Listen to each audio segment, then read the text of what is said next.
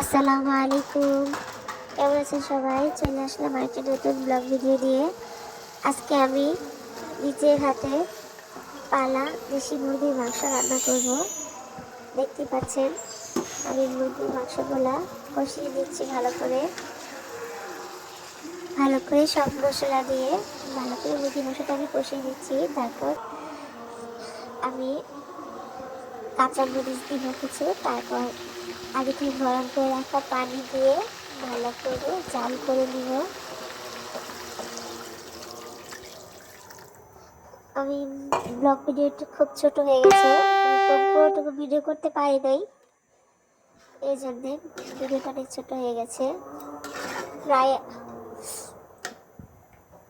এখন আমার প্রায় মাংসটা হয়ে গেছে, তো জিরা ফাঁকি ছিটিয়ে দিচ্ছি। ফাইনালি আমার মাংসটা রেডি হয়ে গেছে। আমার ভিডিওটি ভালো লাগলে লাইক কমেন্ট করে চ্যানেলটি সাবস্ক্রাইব করে দিবেন। আল্লাহ হাফেজ, আবার দেখা হবে নতুন ভিডিওতে।